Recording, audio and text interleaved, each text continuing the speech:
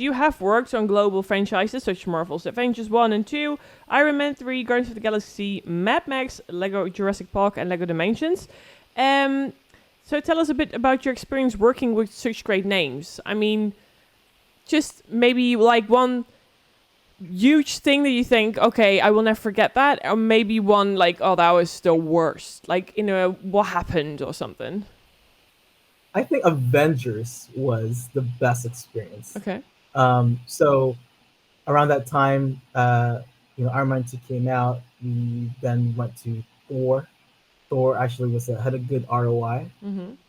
And then Captain America came out, and it didn't do as well as Thor. I still remember it to this day. Mm-hmm. And then Avengers was a gamble because bringing all these stars, like you've never seen kind of like cross movie stars that come into like one big picture. Mm-hmm. This is like a very new kind of franchise build up, Yeah. right? So like Iron Man had its own movie, and Thor and Captain America, but for them to come together in one giant movie, that was a first. Yeah. So I remember like doing the analysis. Me and my boss Ben Hung, who actually now who mentored me, and Rob Steffens, he was the co-president of Marvel. So between those two, they helped grow this company. Yeah.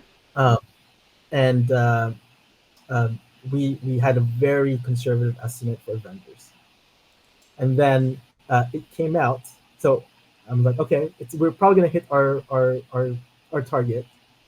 I went to bed, and the next day I was just checking the numbers, Mm-hmm. and it was stellar. It's like we've never seen that much money come out, and versus until Avatar. Avatar was pretty much Oh the yeah. benchmark of Yeah. a lot of companies, right?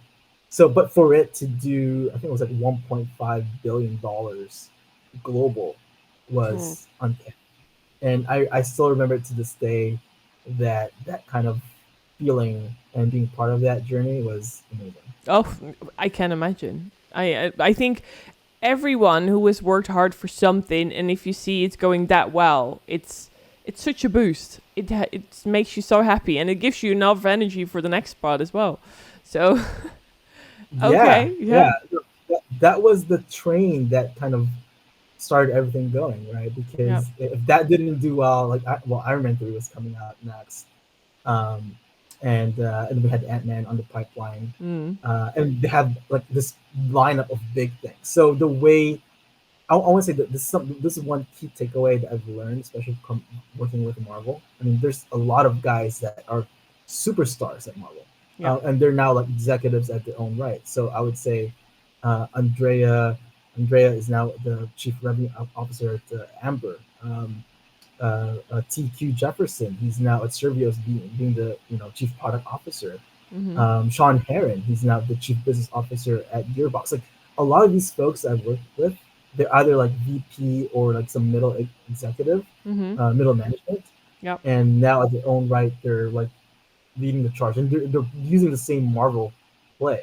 yep, Um, they look at things not just like for next year, they're planning things in like 5 years in advance, and I think that's one thing I've grown to love because they look at everything more like Doctor Strange. Like they look at all the possibilities, and yeah.